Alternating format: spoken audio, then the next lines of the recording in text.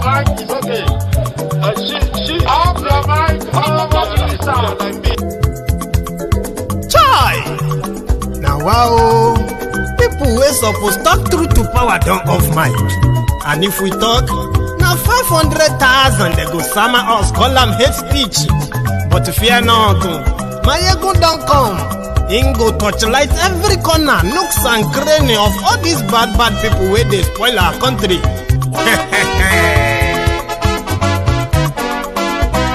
So my people make we laugh, oh, yo, yo.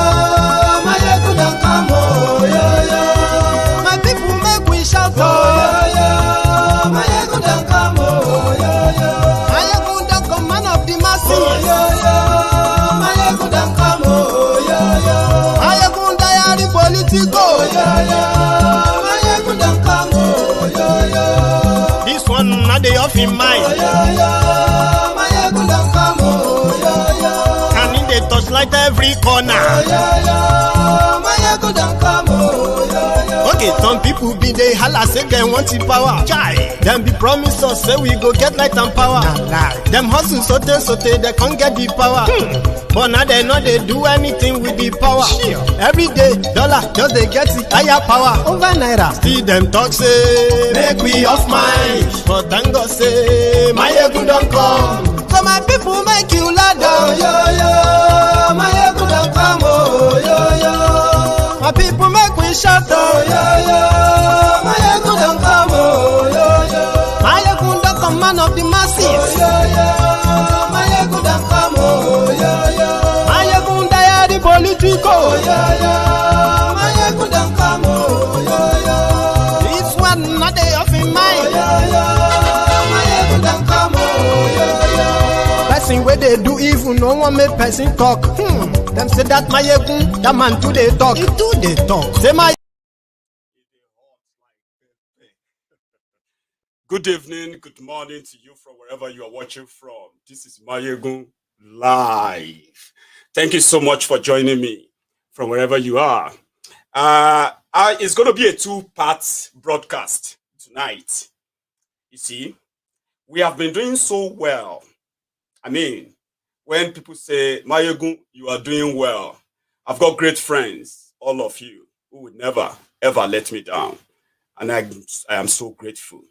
However, we are beginning to get external, attention too, where we have Sendwave partnering with Maiyegun's diary Politico. Well, it's all your doings are doing. Good enough. Tonight, there is a representative from the Sendwaves that is going to be part of our program later tonight. But that will be the second part of this broadcast tonight. Let me know. I just did an equipment upgrade. See me buzzing.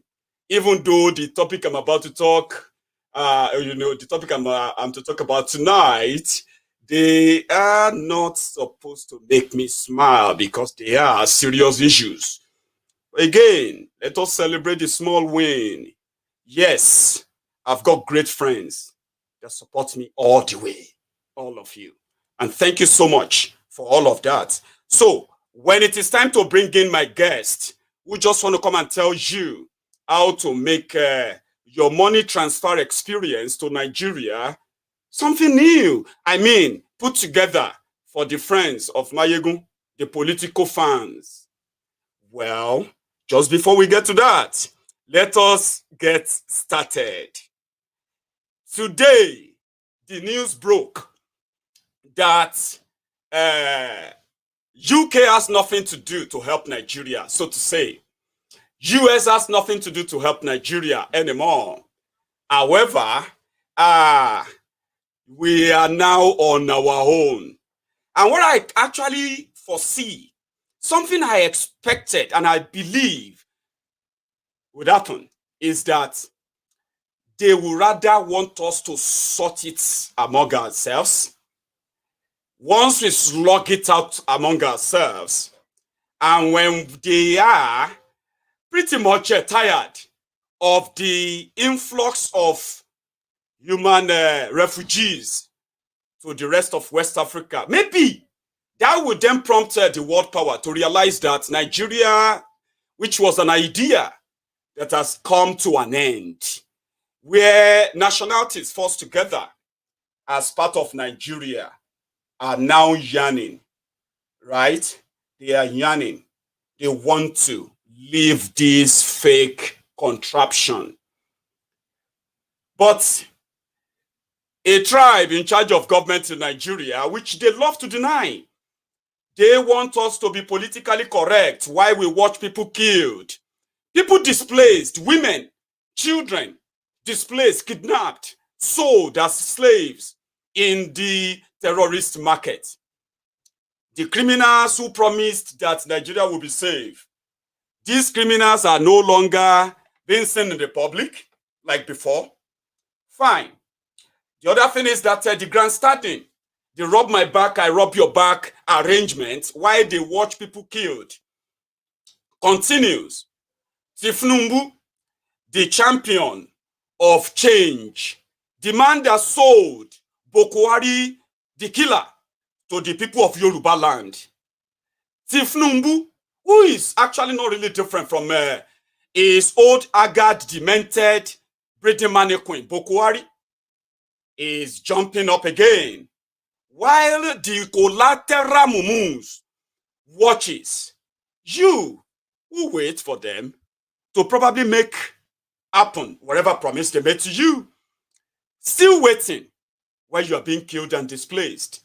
The collateral mumus, they are jumping up again.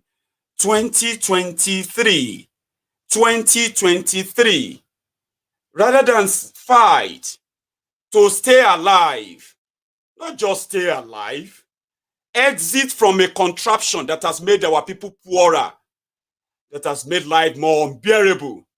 Safety, which is the primary responsibility of every government in every part of the world. Safety, security is now a luxury, a dream. But I'm going to take you back a bit, memory lane. When Tifnumbu, because before now, people said, maybe UK will have to do something. Others said, maybe we should call on the international community to come and beg Buhari, to beg the Fulani terrorists to stop the mass killings. While his co-travelers, the Yoruba political criminals, led by Tifnumbu, the Jagawere, the Jaga bandit, the Jaga addict of Lagos, who told us that all we needed was just a change. When the killing started, they started talking about God, why we should pray to God. They started talking about unity. They became unity beggars. That wasn't what they promised. This in 2019, it's not that long, where Tifnumbu was going lyrical, telling you about the plan of a failed jihadist, a failed repentant terrorist, they called him. They said he was a repentant terrorist, and they made him a president. In one of their usual show of shame that they are preparing for again for 2023. This was 2019. Have a period of their own challenges. When America was challenged, they turned to one great man, their ex-military general, General Eisenhower. Correct? When French was challenged, they turned to their general, Charles de Gaulle. Correct? When Britain was challenged, they turned to their great general, Winston Churchill. Correct? Today, Nigeria is challenged, economically challenged, physically challenged, security challenged. Who do we turn to? With General Muhammad Buhari. Is the right man for the job. If you talk of military military experience, he has it abundantly. If you talk of courage, he has it abundantly. If you talk of simplicity, he has it abundantly. If you talk of great determination, a combination of vision and ability to perform, honesty and integrity, he has it abundantly. Abundantly. Abundantly. Abundantly. I love. I'm coming back up. I love when the incapable government of Nigeria, Poverty Development Party, they have nothing again to say. They now ask the integrity, the temerity, to question the qualification of General Buhari and look for his certificate.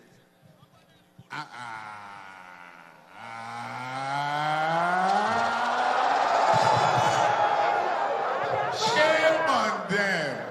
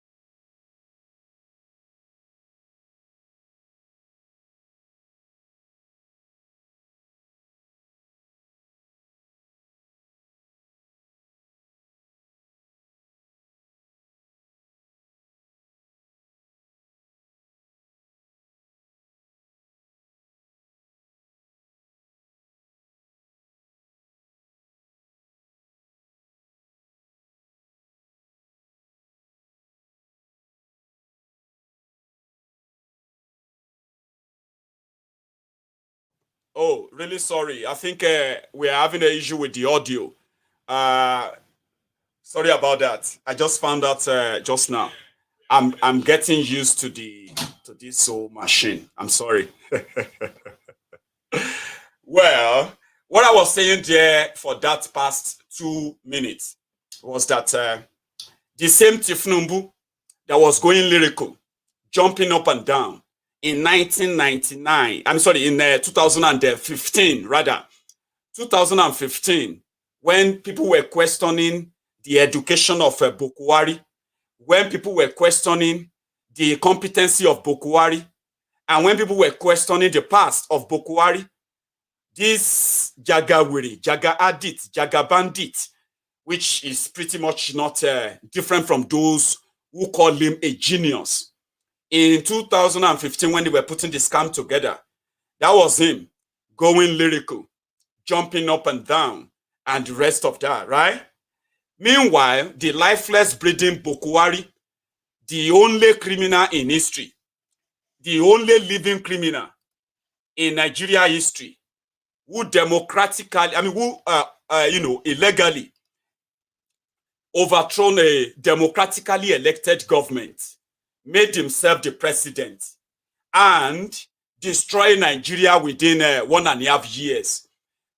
Send Nigeria to inflation for the first time since independence. After that, he got overthrown. Himself was overthrown, thrown in jail, right? He spent 14 months in their usual Aboki jail. Eventually, they returned him to Daura. When he got back to Daura, He was pretty much unproductive, useless. He didn't have to improve on his own education. Somebody who got to a position of president, military president of a country, he did not improve on his education.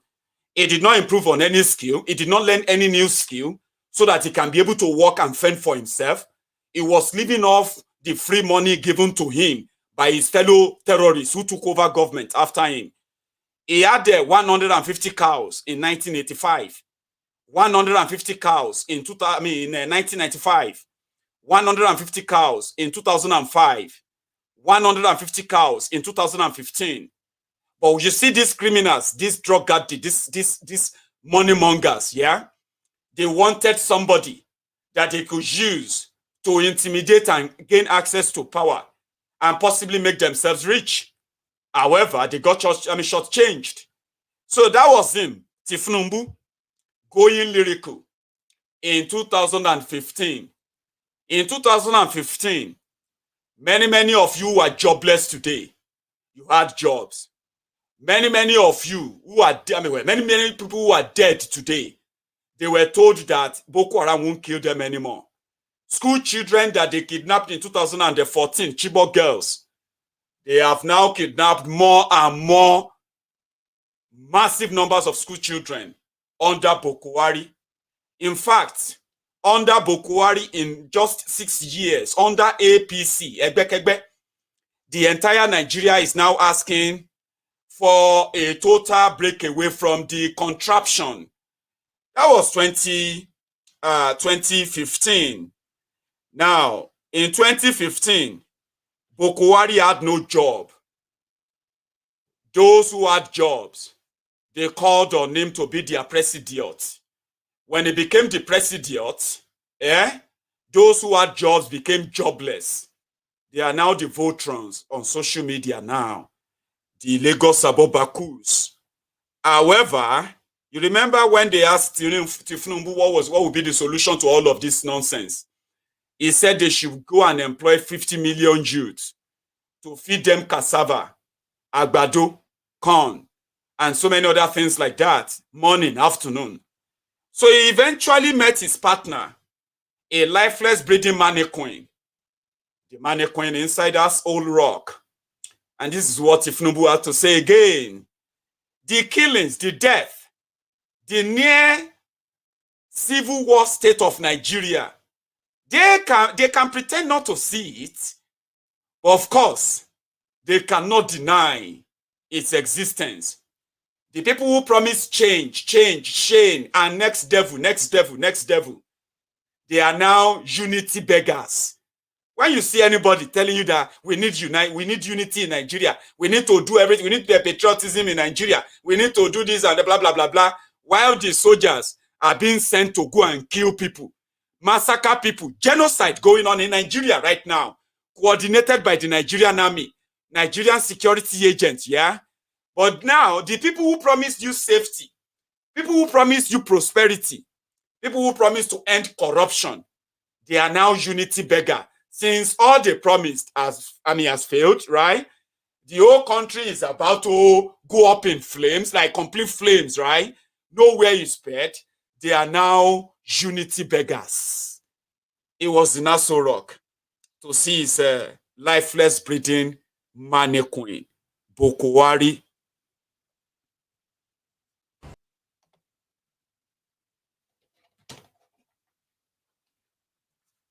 Let's see that. 1 sec.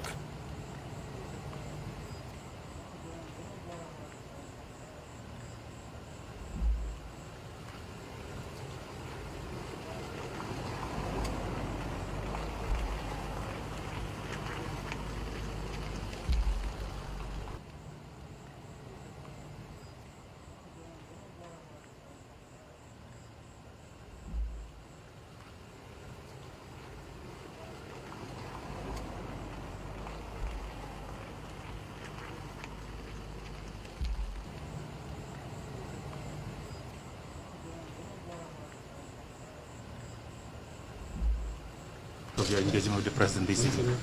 It's to review generally the perception going on outside there, and equally focus on the security across the country more. If we have more information than we have, but it's air close to the ground, and we ought to exchange views so that a better Nigeria is granted. That's all. So what is the best way forward? The best way is what we are doing. Coming together to reduce banditry, to move for unity, and be able to bring a better Nigeria to the people. The welfare of our people is extremely important. And yes, every nation will go through these curves and difficult times. And how we communicate it to the people, what are the areas to help make it easier for people to bear. Those are ideas you have to be able to exchange with the leadership of the country. Your last formal engagement with the president was in January 2020. As a result, Nigerians have started insinuating that there's a kind of unhealthy relationship between you and President Buhari. What can you tell me? What can you tell me? Nothing like that. Nothing like unhealthy. Who is our doctor? Is it social media that is measuring the relationship? I don't have to disturb him openly on camera. Is it? No. We have so many ways to look at issues. We have nothing like that. So the relationship with the president is very cordial.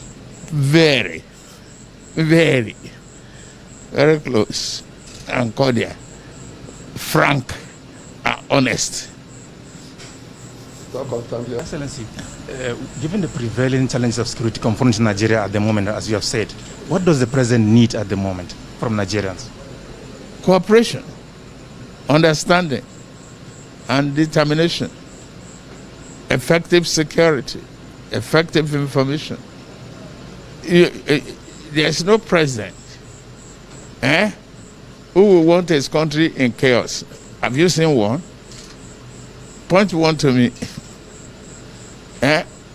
There's no one that we want a citizen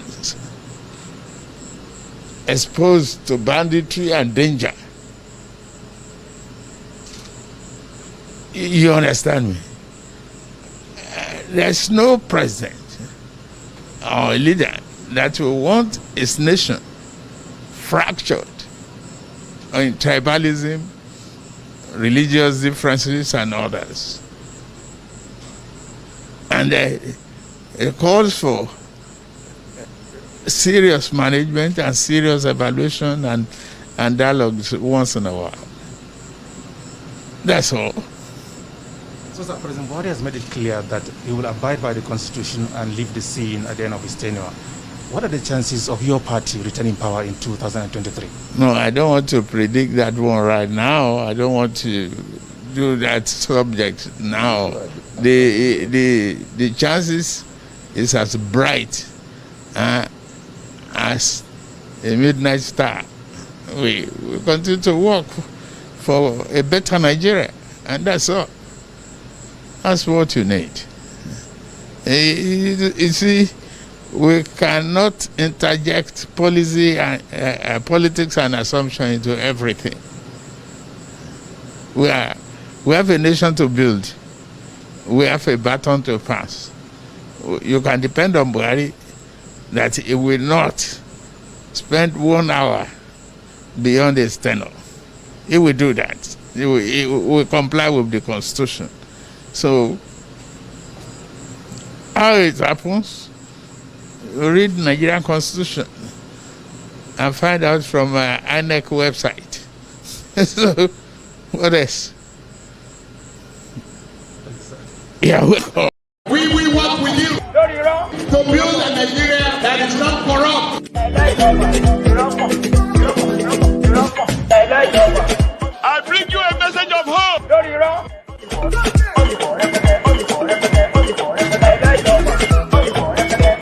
We are going to spend a lot of resources on education.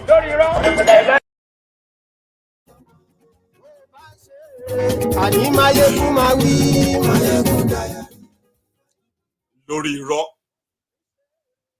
Lórí irọ́. So it's pretty much all about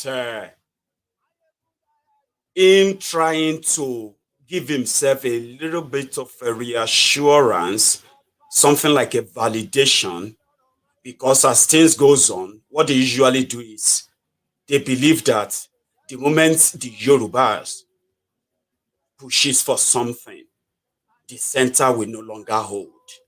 And when they needed to make a jihadist president of Nigeria, they sent the criminals like Tifnumbu to come and talk to Yorubas. And indeed, they managed to convince, at least for those the vote they declared, they were able to convince about 51% of their voters to vote for APC, Egbekegbe.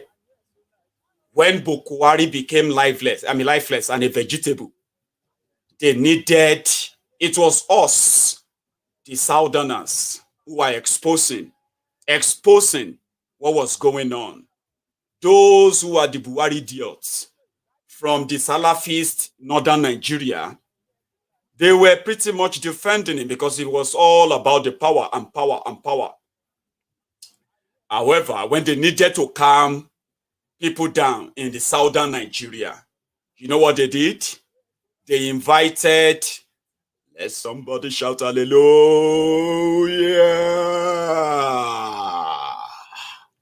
your Baba Gio. They invited him to London to go and take pictures with Buhari, so that they can show that to the followers of a Redeemed Church, since your vice president is the Redeemed pastor, just like Tifnumbu's wife, your senator in Lagos. She is also a pastor of Redeemed Church. So they needed to calm the Christian community as much as possible. They took Adeboye to London. Adeboye came back and he said, Buhari was strong and healthy. He is recovering very well.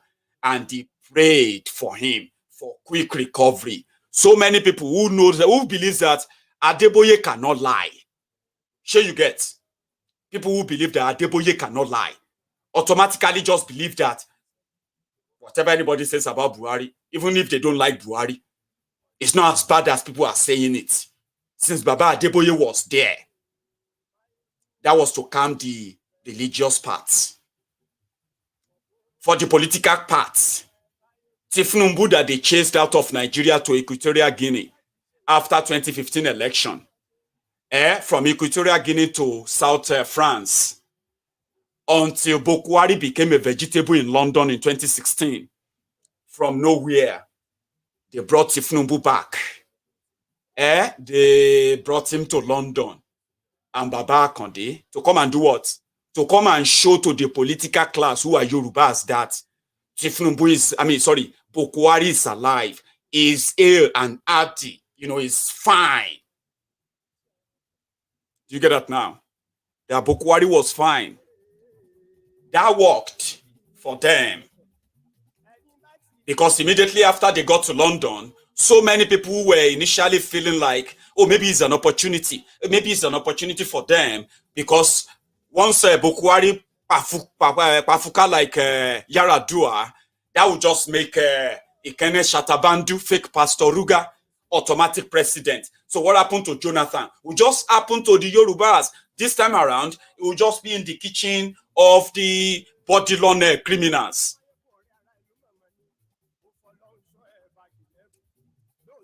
So, but immediately Tifnumbu appeared at that London, took pictures. Everybody just felt like, okay, at least Tifnumbu is back in play. Now he's going to be home. They are going to give him a role. He's going to be the national leader after the likes of, what do you call it? The likes of El Rufaya, rubbish team. So it was a trick that calmed the nerves, right? When NSAS protest was raging and Tifnumbu was fingered as the person sponsoring it, because all of you might have probably felt like, oh, Tifnumbu called the military to come and shoot protesters at Lekki, right? In order to protect his toll gate. No. When the protest was going on in Lagos, the report inside the asshole rock was that Tifnumbu and the APC in Yoruba land, they were those sponsoring the NSAS protest. And at that point, it was the moment they said Tifnumbu's EFCC case file, they don't find them again. You remember that time, towards the end of last year. So it was easier for Tifnumbu to say, well, you know what? Go ahead and bring the military then, so that you know that I'm not the one sponsoring them. So he's lost favor there, but he had to come out and prove something again and again, including if he has to kill his own people, if he has to kill Yorubas, if the Yorubas have to become poorer, if our villages have to be ransacked, if terrorists have to continue to kidnap our people, it doesn't matter. He needs to pledge his allegiance, and he needs to prove it. So he needs to prove it. That's what he does. So he has to go. Now, you see what is going on in Yoruba land now. According to them in that northern terrorist political cabal, people who want to contest 2023 elections, they are the ones championing Oduduwa Republic, championing Biafra. You see all these Fulani killings, kidnappings and terrorism, in northern Nigeria, they don't see them as any problem. Do you get that? You and I may be reacting that they are killing us, they are doing this. You are just reacting. According to them, the reason why you are reacting that way is because some politicians, they want to use it. They want to use you to continue to ask for Oduduwa Republic. Fulani herdsmen must go. That is the mentality.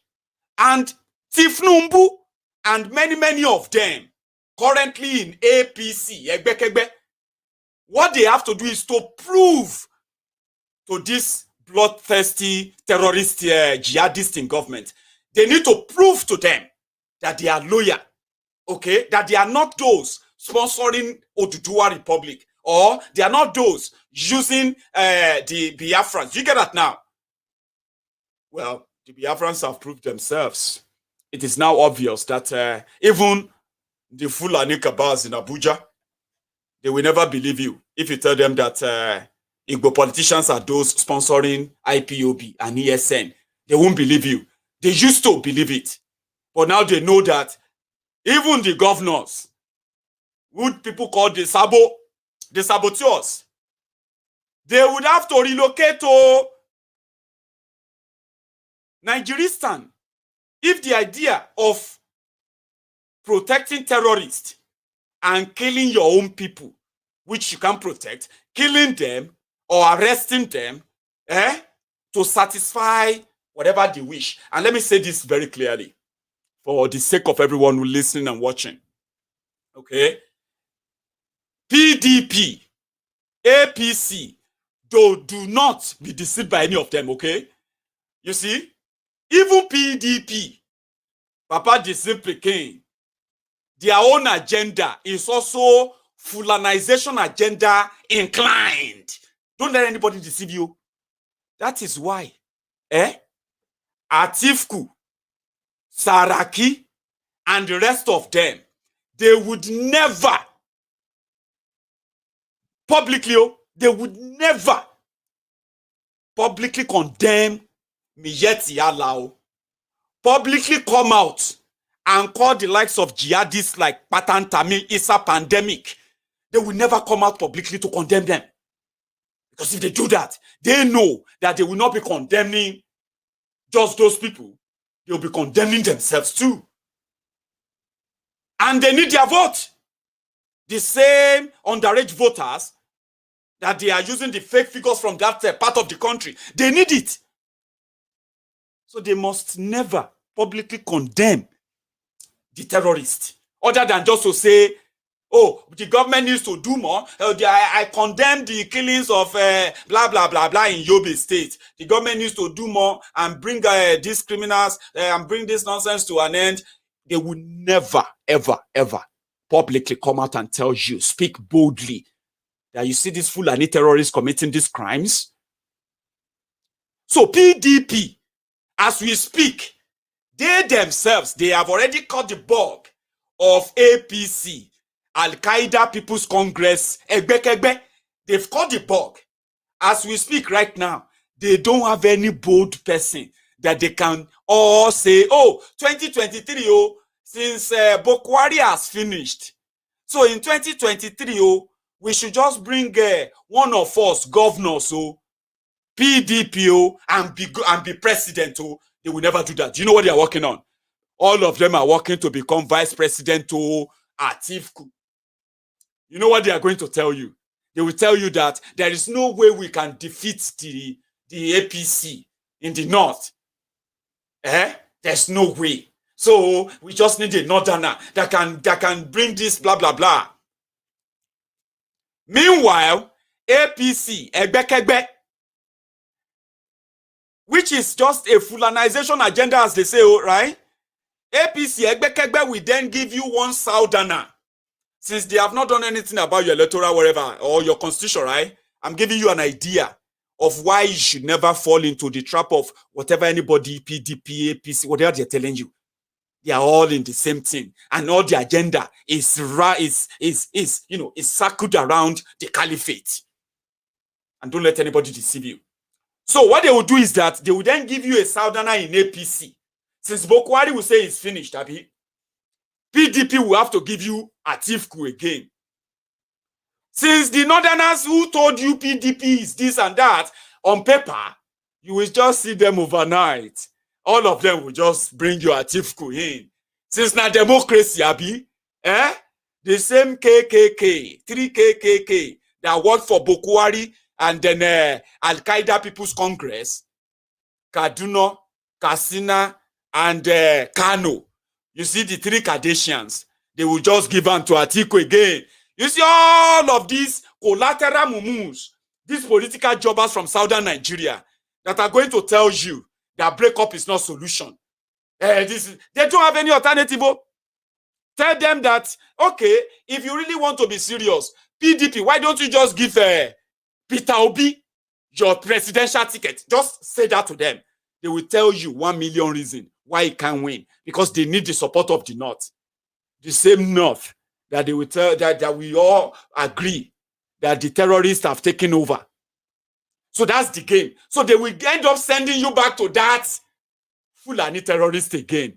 And you know what will break your heart? What will break your heart finally, is when the people you see inside Al-Qaeda People's Congress now, they will just jump ship again, back to PDP. And you just be like, which kind of robbery be this? You know what I'm talking about? And that is the reality. That is why you shouldn't listen to them. That is why the likes of Tifnumbu should never be anything a yardstick that you should ever use in deciding, or when they start talking all these jargons, all these useless Oyibo and all of that, they have them sent to Yorubas. And there are people who listen to them. I am talking to you directly tonight. I am trying to tell you that you should probably think for yourself.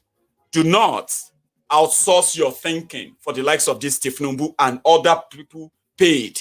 It is the same job, human job. So the UK said the solution to Nigeria problem is not with international partnership. America said they are not coming. Buhari is doing a great job because Problem of Nigeria is hydra-headed. It's too much. You get that now?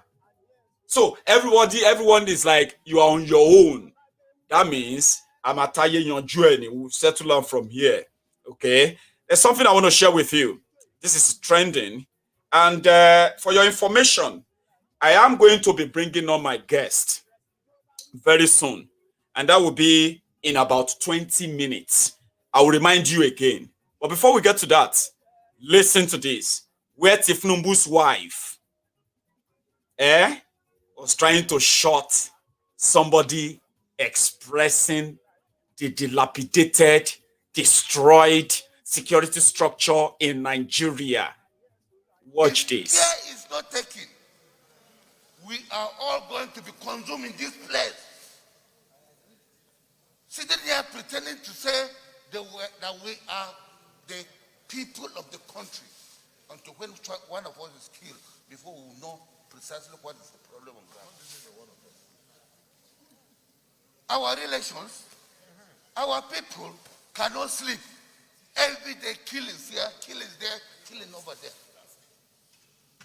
Kidnapping, raping. What do we do? And the funny thing about us, Nigerians, we will sit there and make a lot of noise. At the end of the day, nothing can be done. Very good in executing there, we can talk and all, and nothing will be done by Nigerians. Why must it be so?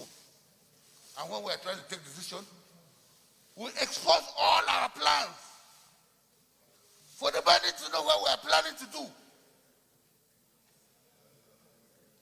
For God's sake, why should Nigeria be in that form? They come to borrow us to go and fight outside foreign countries. But in our country, we cannot do anything. Should we continue in this way? The Senate President, you are number 3 in this country. If other people cannot function, go and take over, we support you. If you call for impeachment now, they'll be looking for you. Who is that person that called for the impeachment? Whether it is good or not, they wouldn't know what you are saying. Not knowing that you are saying the mind of your people. So time has come. If you don't move forward, we shall not follow. If you move forward, we shall follow and do the right thing as when you. Look, there is nobody in this country today that is not worried about the issue of insecurity. Nobody. I was watching television last week. Somebody said National Assembly, they should lock themselves up and provide solutions to insecurity. Because somebody said, well, the conscience of the people. They don't know any other person. They don't know the villa. They know us. We are the targets. So, Mr. President, please, I as a solution, apart from recruitment, mass recruitment into our armed forces and the police that will happen now, we should invite those that can help us to fight this warfare. Invite Americans, invite British, invite everybody that can invite. This is the time. Look, there is no, in fact, there is nobody that can talk of national pride in this circumstance when we don't have a homegrown solution to our problem. The nation gets bombed. Let us shout and call for foreign support. I am a NNPC man and I've been supporting my party, but the president should get to know that it has gotten to a point that we who are supporters, who are members of the NNPC, we can no longer keep quiet. The president must rise to the occasion. Yoruba say we you will not see the truth and you are afraid to say it because you will die. We must open, Mr. President. The nation is on fire. The president must rise to the occasion. It costs us nothing to get foreign support.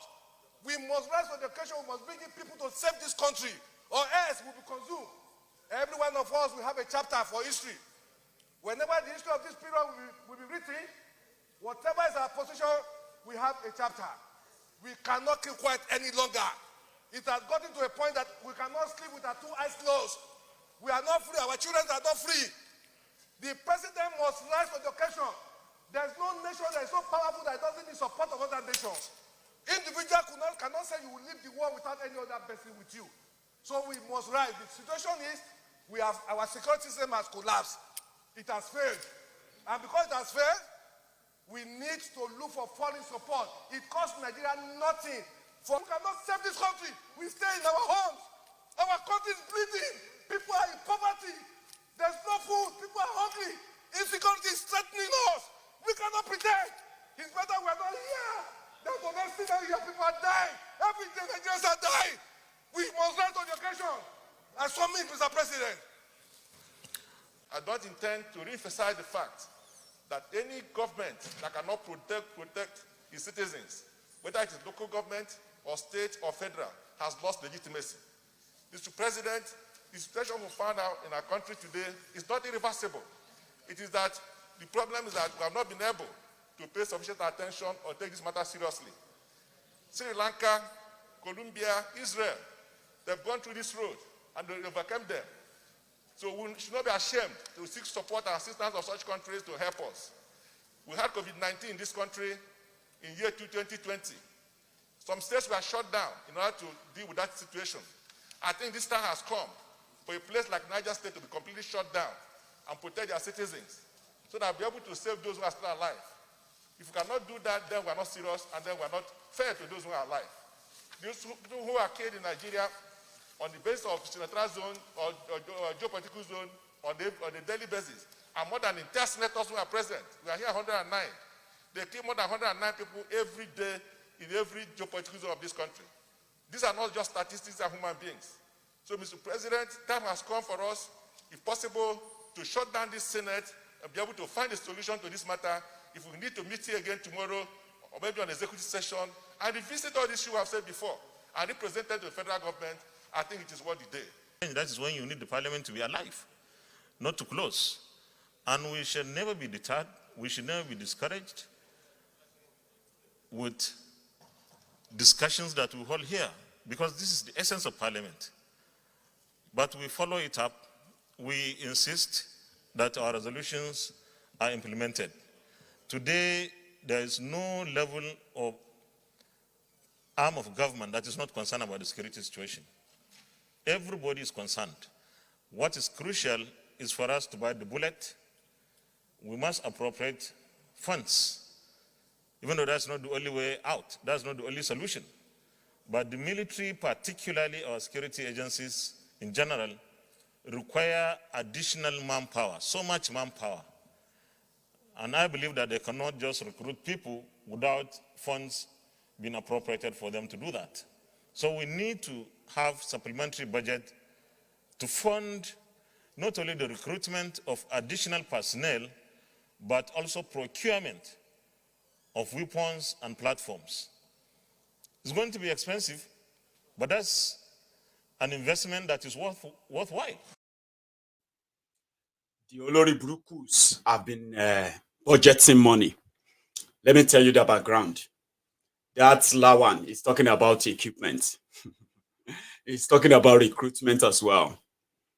It has gotten to a stage in Nigeria right now as you are watching this video that people are already resigning from the Nigerian army. You know why? They are citing poor pay. In fact, if they ever get paid at all. Many of them have not been paid. There is this shift that was supposed to be on where you will be posted to go and fight the Boko Haram. You will be there for a year. Then you will have to go back. Some people will be sent back. Now, you see this process. They have ruined it to the point that some people have been at that war front. Those who have lasted this long for 4 years, 3 years, 2 years, unpaid. They are not reaching out to their family members.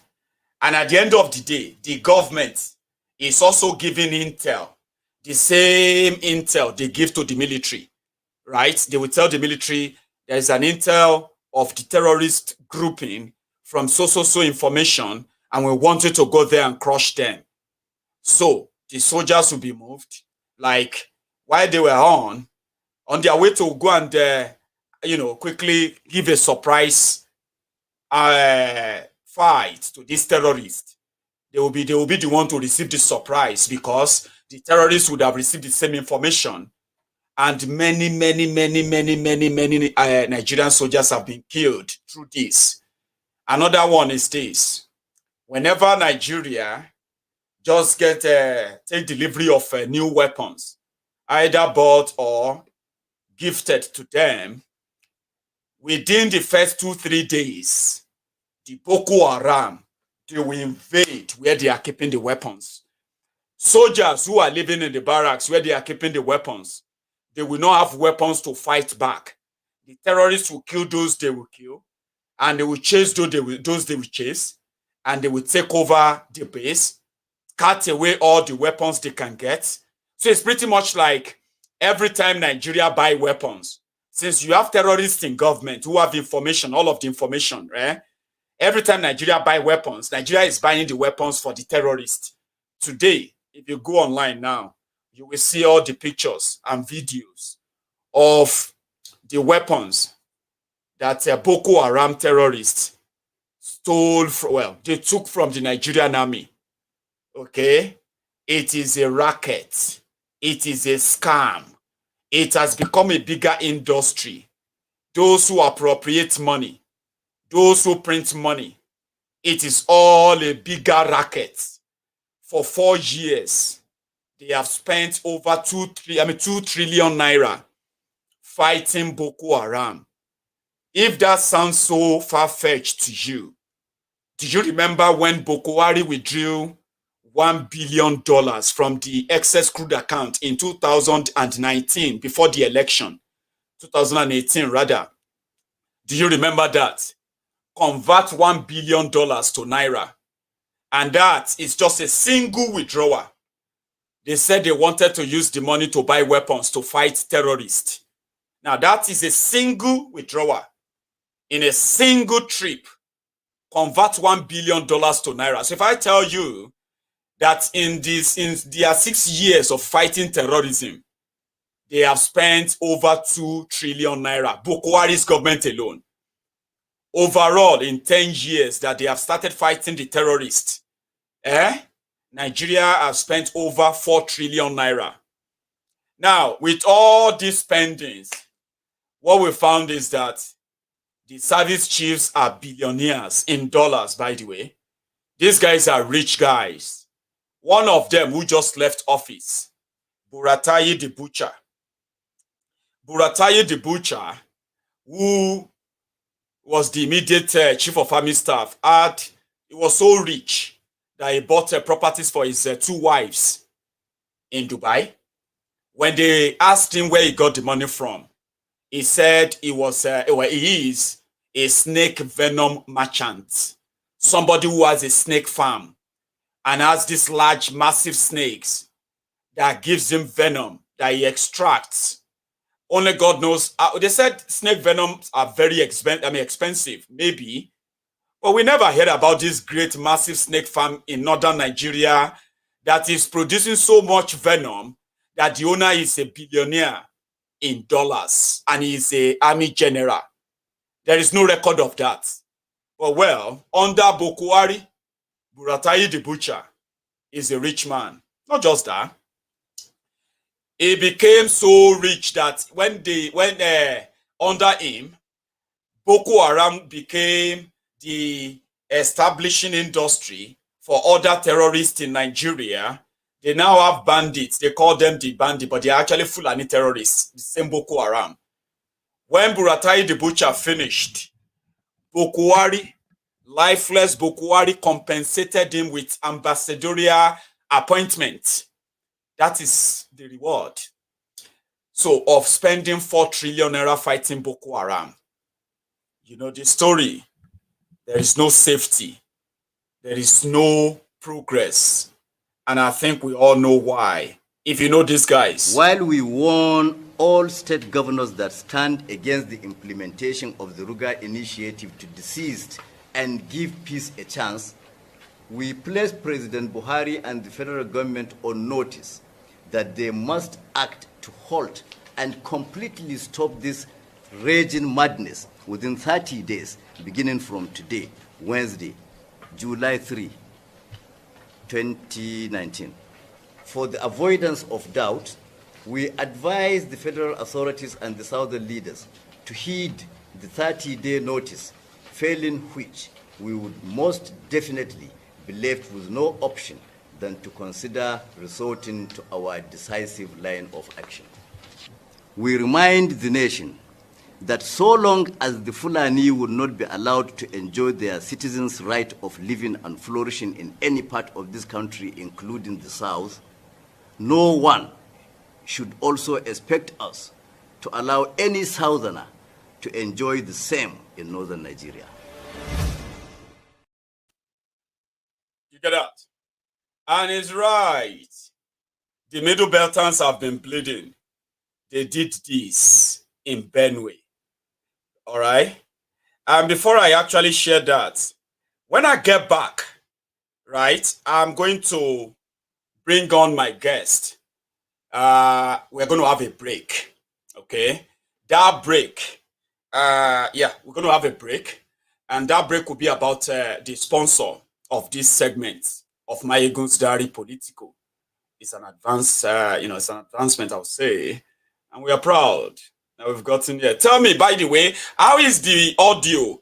How is the video? For those of you who are watching on Facebook and you are also watching on YouTube, how are they? Before I play my next video, before I bring on my guest for the next 15 minutes, tell me, I'm going to read the comments. How is the audio?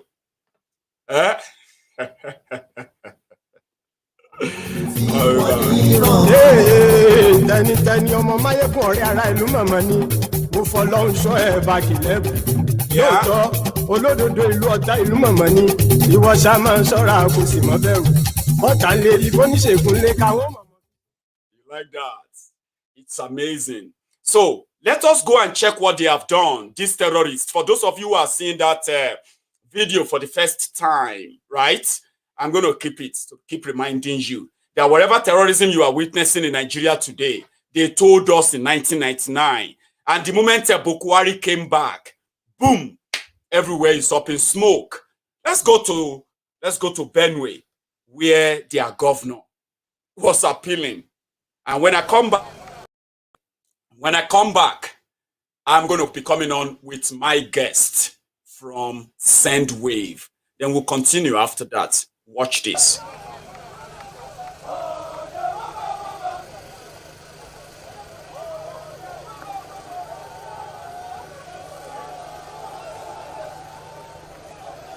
It is an unfortunate development that what is happening, if the federal government have taken proactive steps, today we will not be where we are. These cops you're seeing here, in the last 2 weeks, we are burying over 70 people just in Makurdi local government alone. This is not accepted. Go to Guman, the same killings are taking place. Go to Gwa West, the same killings are taking place. This is not right. The federal government have refused to take proactive steps to arrest this ugly situation that we're witnessing here today. You will recall that I alerted the entire nation when Fulanis in 14 countries met in Yola and declared that except we repeal the prohibition of open grazing law, Benue will not know peace. And on the ground, I did say that I was targeted for elimination, to be assassinated, and that was done on me. It's only God that saved me. And I did say they are going after my people. So federal government should arrest the leadership of Mayor Lakota and Hore that hosted that meeting. Up till today, nothing has been done. This is really unfortunate. It means we don't have a government in place at the federal level. We don't have a government. This is very sad. Because if proactive steps were taken by arresting Mayor leadership, this will not happen. For several years, we have been calling on federal government to take proactive steps to address this matter. They have refused to do. You can imagine. This is about an IDP camp. The adjoining villages here, with the real camp and the adjoining villages, are occupied by IDPs. And what else do you want them to do? You send these people away from their villages. They came here to take refuge. And today, they are being killed in this manner. Over 70 people have been killed in the last 2 weeks by these herdsmen. They no longer come with their cattle. They come because they are looking for livestock that to kill. They have even sent messages that accept livestock that refuse to take their cattle so that they will come and graze on our farms. And this we say no, it will not be accepted. What kind of a thing is it? What kind of a country we are in? Mr. President said the other day that the security men should shoot anyone with AK-47. And up to today, we have not heard where security men have shot them.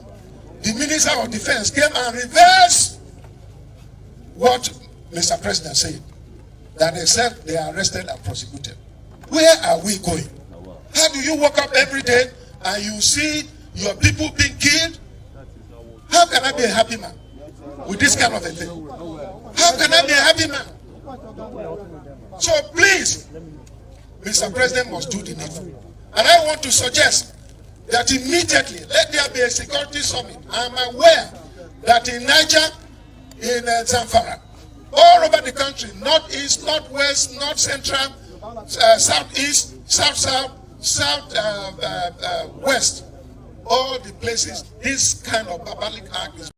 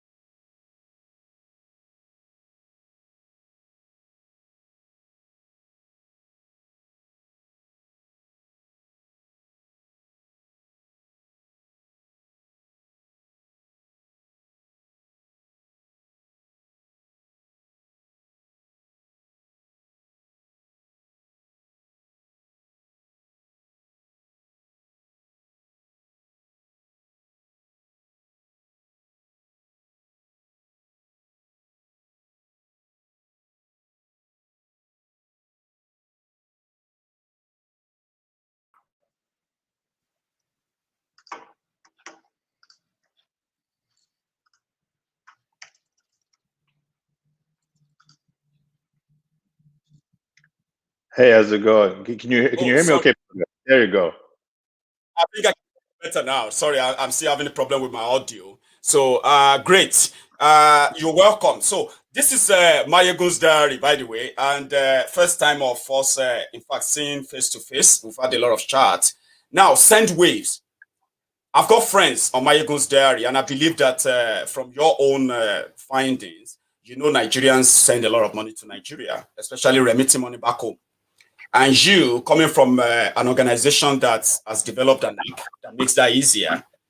Now, here we are on Maiyegun's diary. So tell us, what's this all about? Yeah, thank you so much for having us on here, Politico. I really appreciate it. It's great to be on your platform and speak to your people. I feel honored, quite lucky, and I'm excited. But yes, like you said, you know, Sendwave operates in Nigeria, and our main goal is to make sending money as fast, easy, and affordable from abroad, right? So we send anywhere from the US, UK, and in the European countries, Italy, directly to Nigeria through our app. Like I said, we want to make it easy, affordable, and as fast, almost just like sending a quick WhatsApp message or just a quick text message. Good. Then people want to know, part of the Sendwave option is that it's free to send money to Nigeria. Yeah. I have these two frequently asked questions. People want to know that if they send money to Nigeria, how much would that be? And this arrangement of them being, sending money to bank accounts in Nigeria and receiving the money in Nigeria, what's that process about? Yeah, for sure. And that's a really great question. I think that's a very popular question that we get a lot as well. So in regards to the fee, it's actually 0% fee, no fee at all, completely free to send money from the UK to Nigeria. Now, if you're sending from the US, all we do is charge is 1% fee, just 1%, with a cap of $9. But if you're sending from the UK, it is 0% fee. And then in regards to being able to pick up the USD that's being sent in Nigeria, we have 3 different options of sending, right? So we've evolved our product. So we have the first option of sending directly to an existing USD domiciliary account with our partner banks GTB and Access. If you have a Naira account with GTB and or Access, but don't have a domiciliary account, no need to worry. All you have to do is just enter your Naira account inside the field box in our app, and the banks will actually create an auto-generated domiciliary account for you, free of charge. So when the sender sends the money to the recipient, they'll receive a confirmation via text message saying that the auto-generated domiciliary account was made for them, and they'll be able to see that direct transfer in there within minutes. And lastly, our last option is cash pickup. So we partnered up with GTB, Access, Fidelity, and Zenith to allow recipients to pick up cash pickup transfers from their senders. Good. When it comes to picking up cash, either in the bank, right, which means that if you send money to Nigeria, for example, if I send money to Nigeria now, it's going to be in pounds.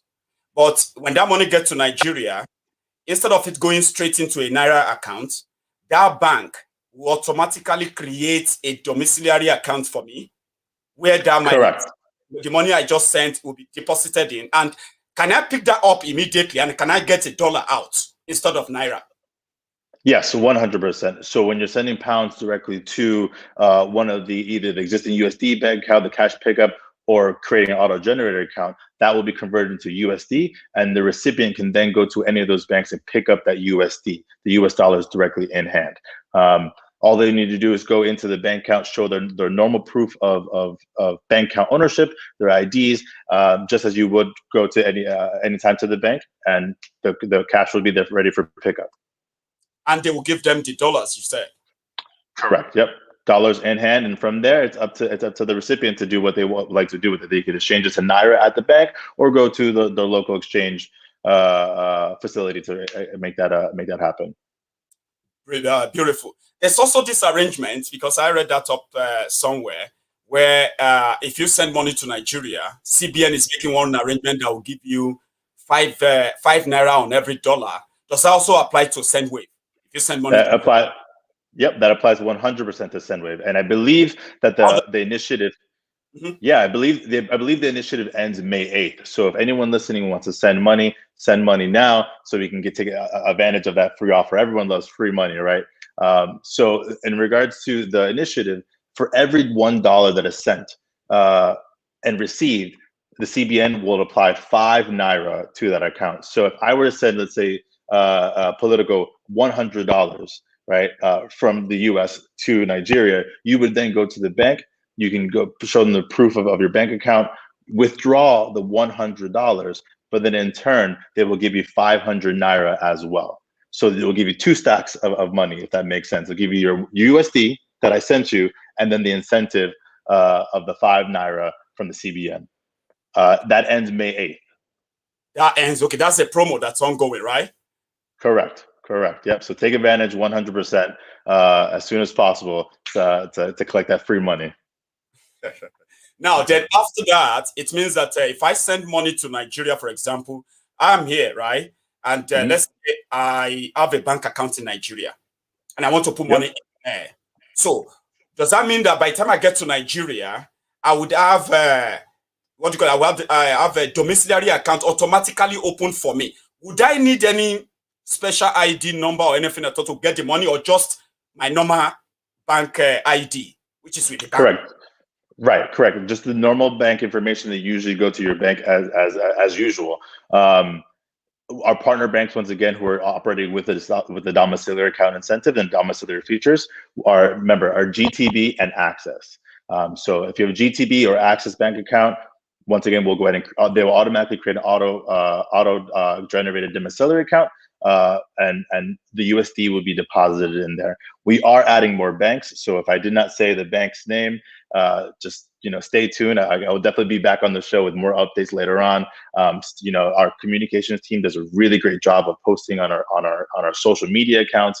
And I also encourage everyone to download the app. I believe you have a link in your app on the description below, where we're able to download the app, and like I said, our communication team does a really great job of uploading and putting instant messages within the app itself. So when we add new countries, when we add new banks, partners, you guys will be the first to know.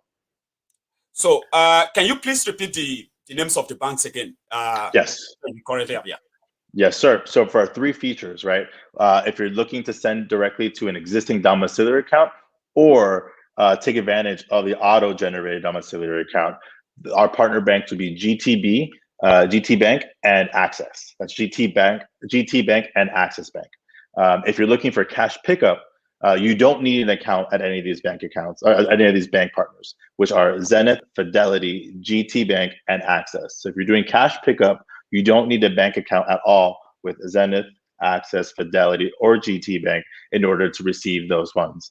You do need to go into the bank with a BVN, a proper identification, such as like a passport, a driver's license, some sort of ID, and actually the OTP codes that we send via SMS once that transfer is complete, which you will receive in minutes. All of our transfers are done within minutes. That's class. Then there are my friends who are watching, because you told me that using using the Politico promo code gives us an extra £5 on every first transfer. Yes, once again, free money. Take advantage. So when you go ahead, if you're a new user, once again, I encourage everyone to use the link below in your description to download the app. Then when you get to the app, you're going to put your name, your phone number, your email address. You're going to sign up. And then usually what happens right when you sign up, it's going to ask, hey, do you want to enter a promo code? That's your shot to enter Politico. Remember, Politico to get those free £5 added to your first transfer. Thank you so much, Josh. So in the comment section, which I'm reading now, and I don't know if you have access to it as well, and you should, there is a question there about picking cash in Naira, and I think that is not possible for now. Right. So unfortunately, as we all know, as many of us know, the CBN has put a mandate out saying that all international remittances must be paid out in USD.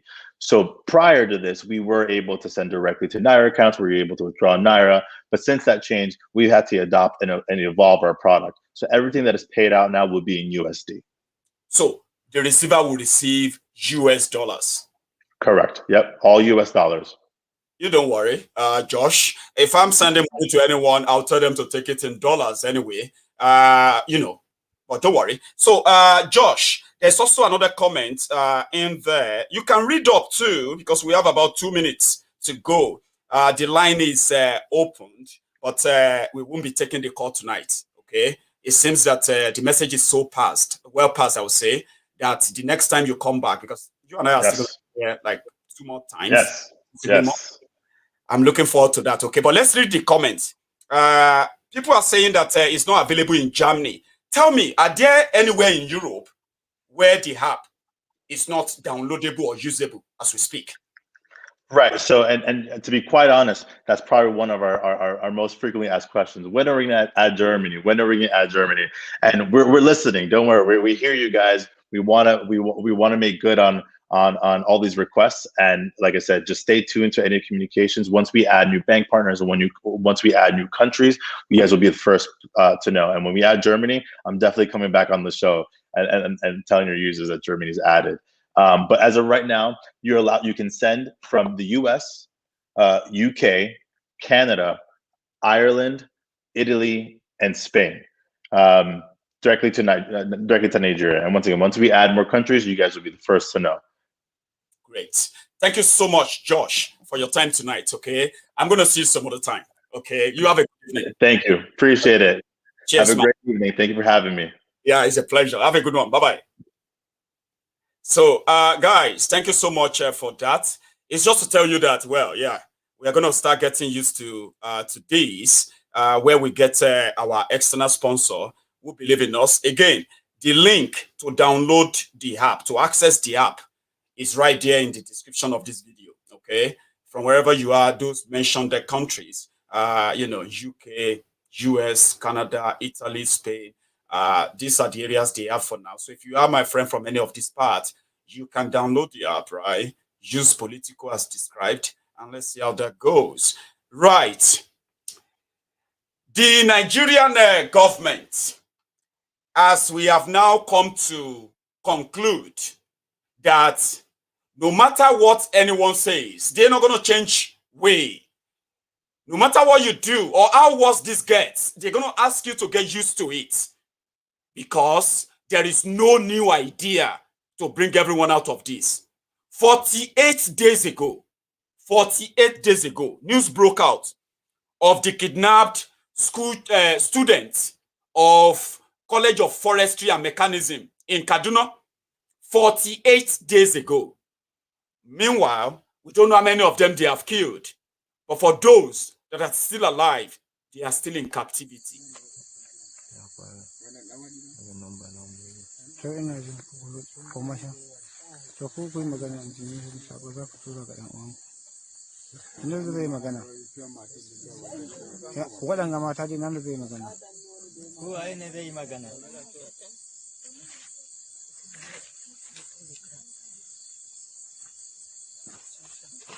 Allah, iyayenmu don Allah ku zo ku yi taimako ku biya kudi ku cece mu don Allah ku yi kokari ku yi yakacin kokari don Allah.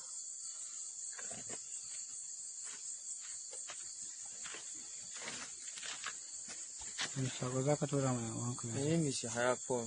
I'm from Federal Forestry and Mechanization. Please, we are calling on our parents to help us to come and take us out of here. They should try their possible best to see us out of here. We are suffering. Some of us are sick. We've not been eating well. Please, parents, help us so that we could come outside from this place.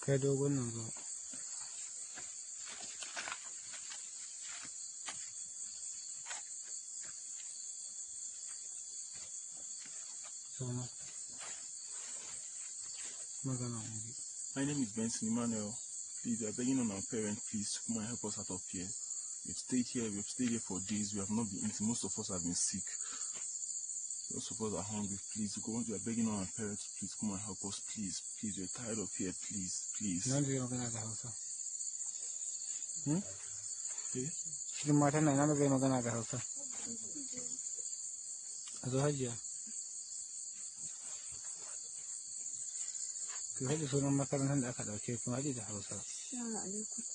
Ni ɗaya daga cikin ɗalibar makarantar Federal College of Forestry Mechanization. Dan Allah muna roƙo ga iyayenmu da su zo su taimake mu wurin nan. Mun gaji ba ma cin abinci, ga ciwo ga matsaloli, dan Allah su taimake mu su ƙara ƙoƙari kan ƙoƙari. Su zo su ƙwace mu a wurin nan. Yau kwanan ku nan da haka muku? Yau kwanan mu 46 ne ko da 7 ne? Da 7. To mutum nawa ne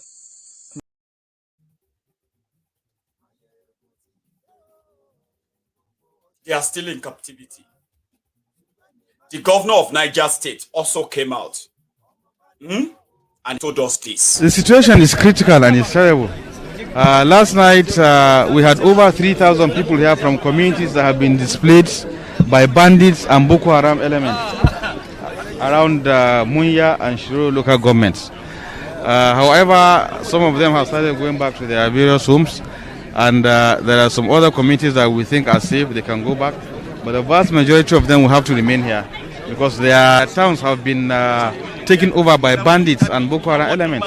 Their wives have been seized from them. Their wives have been forcefully attached to Boko Haram members elements. In fact, I just heard they've already placed their flag in Kauri. So, which means they've taken over the territory. And this is what I've been engaging the federal government with. And unfortunately, it has now gotten to this stage that if care is not taken, nobody, not even Abuja, is safe. We have been saying this for long. We've been saying this, and all efforts have been in vain. I hope with the outcome of these banditry activities and terrorist activities, I hope the time has come now to see reasons for a very coordinated military action to take place so that we displace. The Boko Haram elements are trying to use these areas as their home, just like they did in Sambisa. Well, Sambisa is hundreds of kilometers away from Abuja, but Kaure is less than 2 hours drive to Abuja, so nobody is safe anymore. Not even Abuja is safe. So this is the time to act. But everybody, all hands must be on deck. All hands must be on deck. It's not for Niger State alone, no. It's for everybody to act. We have made all the efforts we need to do, and we have done it. We have tried our best. I am confirming that we have Boko Haram elements in Niger State around Kauri. They've taken over the territory.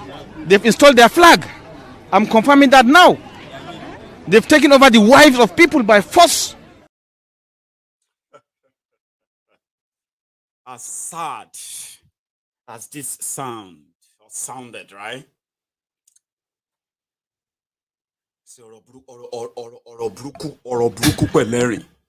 You know what is called Orobruku Peleri? But they have no courage to mention Boko Haram's name, the real man in charge of the terrorism, the real man shielding them, the real lifeless breeding mannequin supervising this genocide. You can try to make it make sense to somebody like me. Yeah, you can try. Where the soldiers, Nigerian soldiers, are so busy as we speak right now in the eastern part of the country, in Biafra land, they are hunting people, killing and shooting and, destroying properties, burning down houses as we speak right now. Nigerian army, there's a curfew that Wirewike of Rivers just declared on the people of Biafra in his own state. There is a mental case. While the terrorists are running mad, running amok, running crazy all over the place, those standing up to call them to call them or to try to stop them are being hunted down by the government of Nigeria. That is the scary part.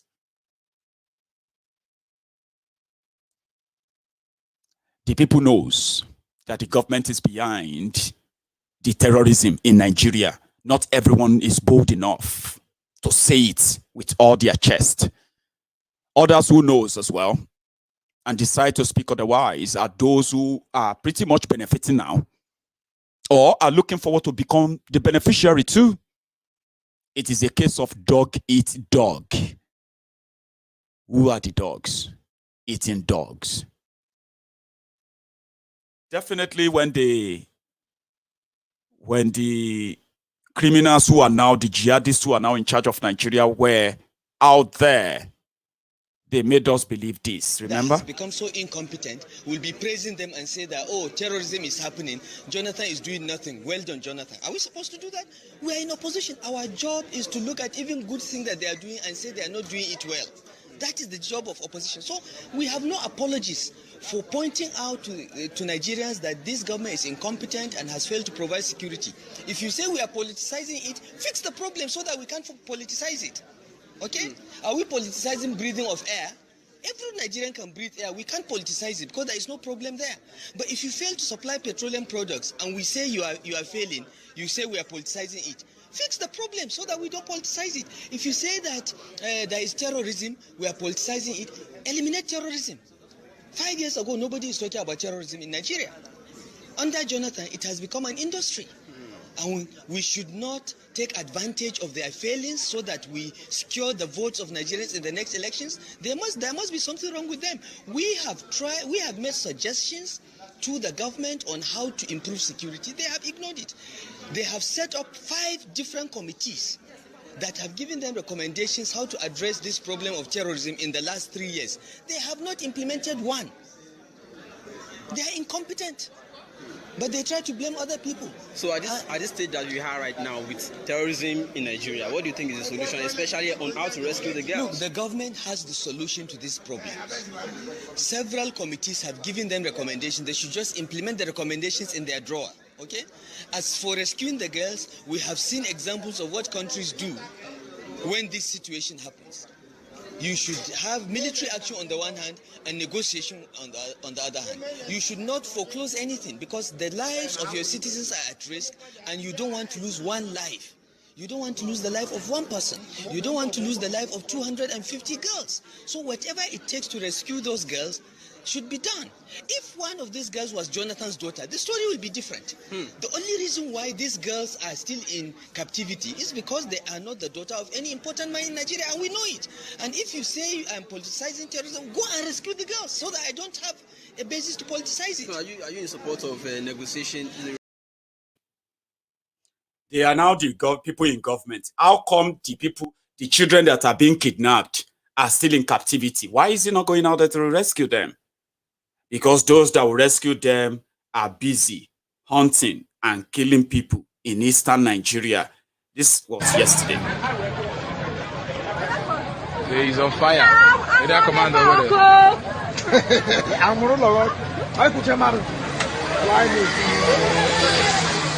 Okay, so yeah.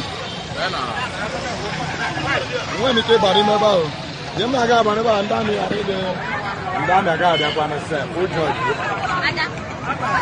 Now the people going down. No matter what,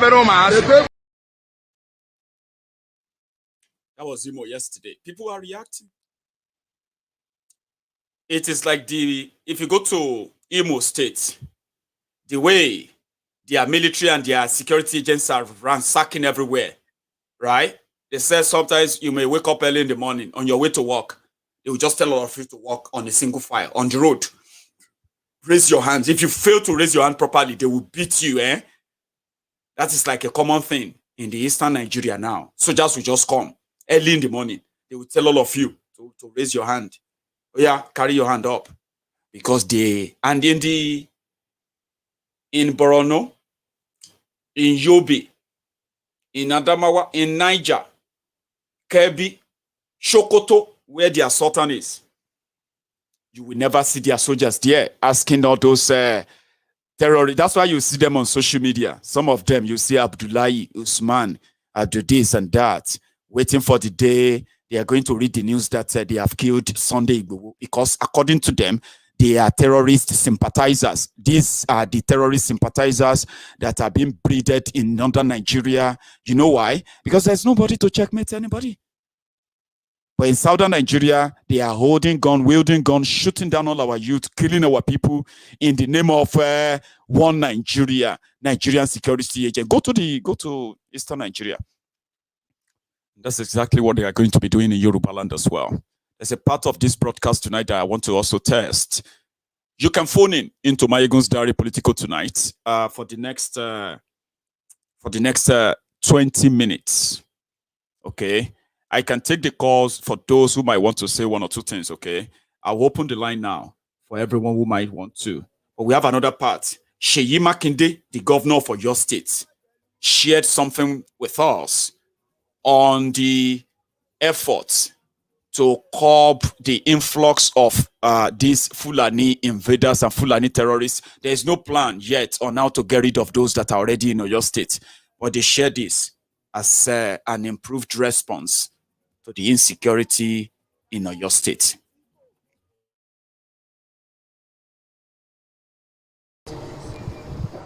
Well, this particular place has been in the news, for kidnappings, people coming across the border to perpetrate evil here. And this is a pilot project. We want to secure all the entry and exit points to Oyo State. So this is the border with Ogun State. If everything works well, because we have CCTV camera out here that is being monitored from the control room in Nevada. And if anything is going on here, I mean, they can alert us. People, the security agencies can, deal with the situation appropriately. But for us, if we know people coming in and we can trace them, or if any crime is committed inside the state and they want to run out, we can activate the process whereby they can be apprehended at the entry stroke exit point. Your Excellency, what are your words of assurances to commuters and residents of Oyo State that are currently afraid of applying these routes? Well, I have all the commanders here. The CP is here, Director DSS is here, Civil Defense Commandant is here. They are all working around the clock, to ensure that the people of Oyo State are safe and secure. Yeah, we only need to encourage them, and that's why I'm here personally to. So that's something from Oyo State that we should acknowledge. I'm going to open the line now to try this out. Hello. Hello, Maiyegun. Good evening. Good evening. Or should I say good morning? Well, it's evening here, so if it's morning from there, where are you calling from? Your name and where you're calling from? My name is Paul. I'm calling from India. Paul, my brother, how are you? I'm good. And you? I'm very well, thank you. So, yeah, we are testing our equipment at this segment of the broadcast tonight, so we can use the opportunity to add a point or two. You have 2 minutes, Paul. Okay. What I wanted to say is the longer this issue is dragging, the more the Southerners are coming together. That is one thing the Northern elites don't understand, and even the Southern politicians. Because the more they continue to drag this issue of not allowing these agitations to come forth, the more the people there's this togetherness. Let me use Lagos for an example. In like 2 days now, there has been clashes between Yoruba people and the Hausa people, mainly along that Ojo axis of Lagos. And it has been escalating at a very alarming rate. So that same Ojo towards Ajangbadi, towards Ilogbo, down, there's a huge population of the Igbo people there. And there are other tribes in Lagos from Edo. Lagos is basically the melting point of Nigeria. Now, if the Hausas or the Fulanis, because I don't really like to mention Hausa because to me they're already a conquered people. So in the phases of or the facets of Nigeria, they don't. In an essence, it's like they don't even exist anymore. They've been completely run over by the Fulani people. So it is more like they are with the Fulani. There are some Hausas that don't even see themselves as Hausas anymore. They are more like Fulani people. So the more this issue continues to drag, the more unity we Southerners, the Igbos, the Edos, the Shekiris, we are all speaking with one voice now. And it is getting much more dangerous for the North. It might seem from the initial stage as if, it will be difficult for us, all these agitations to come forward, we are just making noise, but it is getting dangerous and more dangerous for them. That is just the point I want to buttress tonight. Thank you so much, Paul. Let me take another call, okay? Yeah. Thank you. Yeah.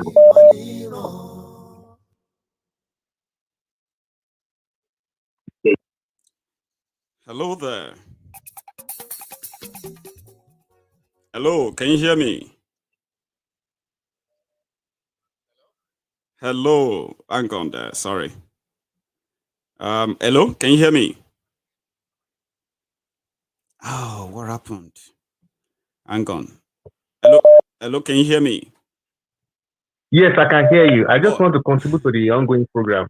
Please, your name and where you're calling from. My name is Mr. Omotayo Oni. I'm calling from Manchester, UK. Fantastic, Mr. Omotayo. So you have 2 minutes as well, please. Yes, I just want to raise two comments. Number one is, if it is possible for all the Yoruba and the Igbo citizens in the Nigerian force, like the Air Force, the Army, and the Navy, to withdraw all our citizens away from them. Because this genocide issue that is going on is a deliberate act. And I just watched what you posted now in the live program that is ongoing in the Oyo State. I don't understand. A container that is just being coupled together, and Seyi Makinde as a governor of Oyo State saying that that's a checking point at a border point between terrorists coming through that side. It's a ridiculous, it's a joke.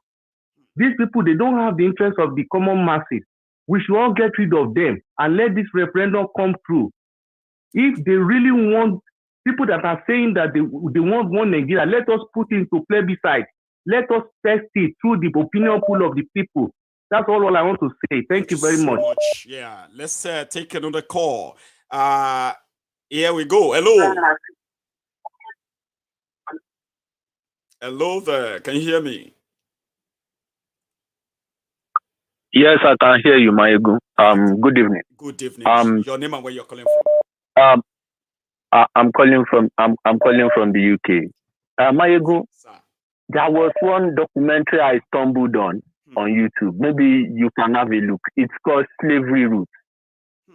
There you will understand the mentality of the Fulani Janjaweed and the, what's it called? The type of Islam they practice in that Sahel. Maiyegun, I'm telling you, if these people come into Nigeria fully, we can never handle it, because their type of Islam is, whenever they capture anybody who is not, what's it called, a Muslim, they treat you like a slave. When I watched that documentary, Slavery Roots, that was when I understood what's happening to Chibok girls, what's happening in Benue now, and what's happening to any Christian community, and even our own Southern Muslims who think they are practicing Islam.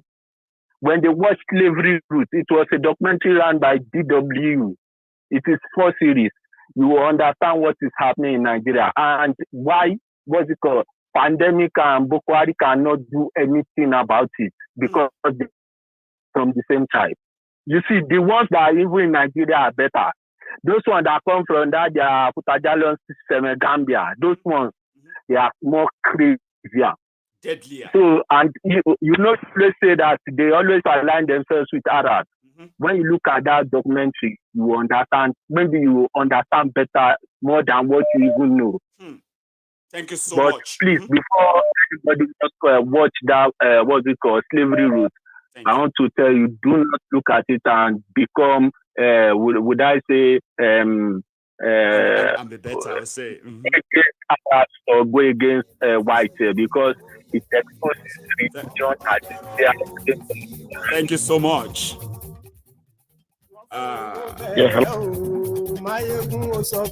Hello there.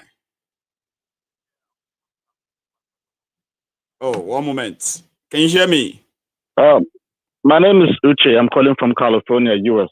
Uche from California. How are you tonight or today? I'm good. Yeah, I'm good. This morning, afternoon here. My contribution is just very simple and straight. Let me hit the head on the nail. Please. Like now, if we keep talking about revolution, Nigerian youth are not ready. They cannot. And when you look at what happened during the EndSARS, they only came out to say, stop killing us. They didn't demand for, okay, the electricity is high, or the NEPA bill is high, or no fuel. They just came out to demand for, stop killing us. Let me tell you, if we can get people that can off internet in Nigeria, people that can off data, just let internet go off. They cannot access Facebook, Instagram, whatever social media. Trust me, revolution will happen in 2 days. Facebook, YouTube, Instagram, Twitter, everything shut down for just 2 days. Trust me, Nigeria will be fine. That's my contribution. Thank you. Thanks so much, Uche. That's so concise and straightforward. Thank you. I have another caller. Hello. That's my contribution. Thank you. Hello, Maiyegun. Hello, sir. Your name and where you're calling from? I'm Adeboye Dubote, and I'm calling from Geneva, Switzerland. Hello, dear sir. You have the floor. Yeah, my brother. I've been trying to get into this room for a very long time now, and my contribution is just very, very simple. I've been following the situation in Nigeria, and I must confess to you, it is very, very, very annoying. And I wonder what the likes of, I don't want to mention names, what our political class are doing and their affiliations. They are selling us off. I think the best thing for us to do is just to rally ourselves around and take this to the next level. Because if we continue to stay still like this, these people are going to invade us. And it's definitely going to be a worse slavery situation for us in the South again, my brother. I'm very, very concerned about this. So this is just my short contribution for now. I'll be joining the program some other times to lay some more emphasis on other issues, my brother. Thank you so much, sir, for that. It's it's a pleasure having you. That you made it to the program tonight, sir. You have a good one. Yes, sir. Thank you very much, my brother. You're Yes, doing a great job. Thank you, sir. So I have another caller. Let's see. Hello. Pleasure having you. That you made the program tonight, sir. You have a Hello there. Can you hear me? Yeah, I can hear you. Maiyegun, good evening. My name is evening. Kunle Afolayan. Kunle Afolayan. My brother, you made it to the program today. It's been a long time. How are you, sir? I'm always making an attempt, but I think I'm fortunate this evening. I know. Very well, bro. Good to have you, man. So yeah, you have the floor. All right, good job you are doing, Baba. Thank you. This Buhari, Otis, is the last president of Nigeria. We've been saying it. He's doing a very good job at dividing the contraption. And the foolish individuals in the Senate, they are helping him to pour fuel into the fire. Right now, everywhere is escalated in the country. The insecurity is evenly distributed across the entire country. I saw a documentary on Secure Banana Island, Secure Ikoyi on YouTube, whereby at the entrance of these estates or inside these estates, there are unemployed youths strategically located in all of these rich men estates. So from Lekki down to Ajegunle to Ikeja to everywhere in Nigeria right now, the poverty is equally distributed. Insecurity is properly distributed. It's like we are waiting for that final whistle before the kickoff of this of the war, whatever that is coming. But I hope Buhari continue in this trajectory. I hope he remains as stubborn like Pharaoh in the Bible, and we all know what's going to end it. It has already started. All we just need to do is everybody should get ready. Be ready to run as it may be, because it will eventually happen in this country as it is today. People might continue to feign ostrich. You know, they should continue to. There are so many children that are with their parents tonight that they will be kidnapped in the next few days or in the next few weeks. You know, so it is like a recycling activity, nothing new except for destruction, sorrows, and blood. And it's like there is a conspiracy of silence. 200 million Nigeria, not even 100,000 can come out to disrupt, you know, civil disobedience, stuff like that. But eventually it will happen. He's doing a great job, exactly. He's doing a great job of dividing Nigeria, but people don't pay attention. Some people are not paying attention, okay? But we'll see where that leads us. But you said something. We should all just be, we are all aware, but we should all just stay alerted, like, because this can happen anytime. Nobody will pretend that they don't know. It's true. It's true. Very, very soon. It's true. Thanks so much. Thank you, my brother. You have a good one, okay? It's been a pleasure speaking to you again. Hello, Maiyegun. Hello, ma. Your name and where you're calling Good from? evening. Good evening. My name is Fumi. I'm calling from Sweden. Sorry, I didn't catch that. Your name? My name is Fumi. I'm calling from Sweden. Woman? Yeah, from Sweden. Beautiful. I got that now. So yeah, you have the floor, please. Yeah. Maiyegun, we've been shouting for years. Do something, do something, do something, just do something. These people refuse to listen. Now, it was said that, you know, the person that said, Gogo Alama breakfast, and he don't be red, he don't be. I was watching the Senator Smart Adeyemi talking. It is reaching them. Nobody is safe anymore. Nigeria is the whole of Nigeria. Every nook and cranny of Nigeria is red. You know, I was watching them. I saw this documentary on Lekki when they were in Lekki that they were chasing Okada people. And those people, that's their strategy. they come in with either cows or with motorcycle. Mayego, I couldn't believe the number of motorcycles in Lekki. No. I could not believe the number of motorcycles. Now you collect all those ones that just need direct responses to what is going on. Because now that you've even collected the motorcycles from them, what are you going to leave them to do? Then they have to go into other crimes. And then they'll go into other crimes. And that is Lekki. We're never talking about Agege. We're not talking about all those other areas where this is Lekki. So what are we talking about? You don't read. We shouted. We said everything. Can all of us be so wrong? Like, one thing is this.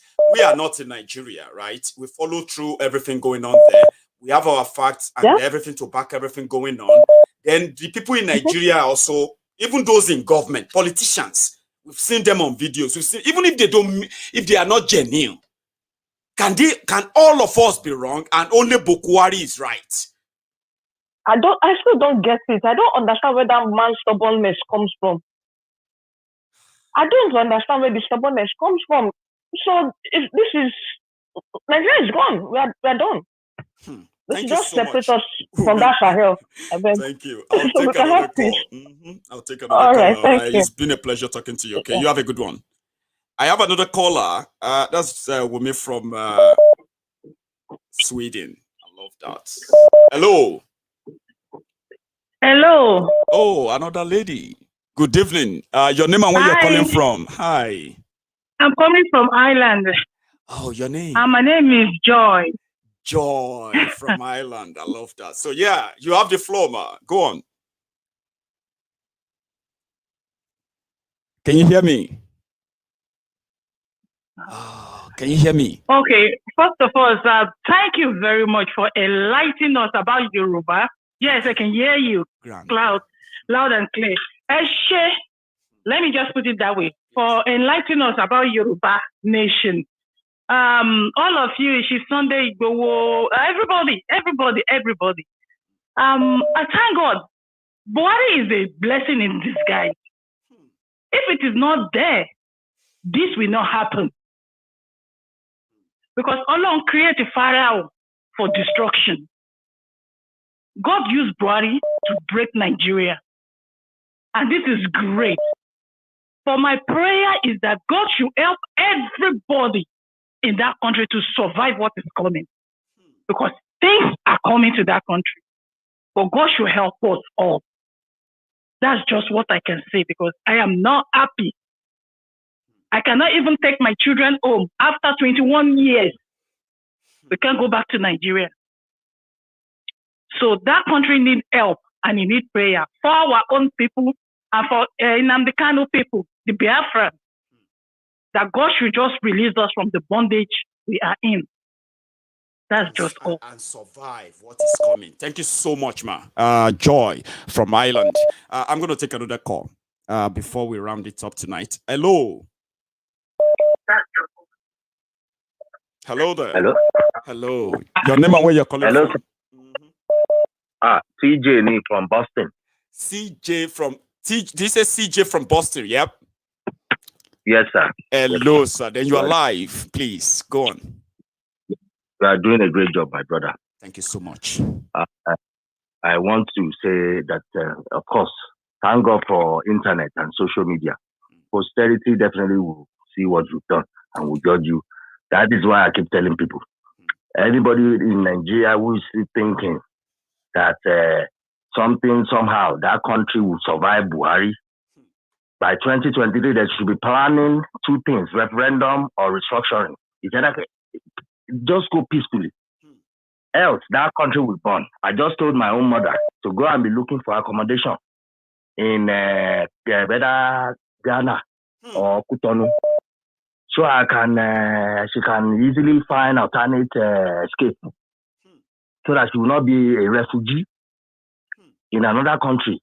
You can imagine what we are seeing every day. How can you even enjoy yourself in civilized nation when every day you wake up, bad news in Nigeria? And when you are telling people there, I see some idiots, why they see him defend you, and they don't oppress you. How is that possible? How? Why? No one to understand the poverty. Exactly, weaponization of poverty. They've weaponized Exactly. it.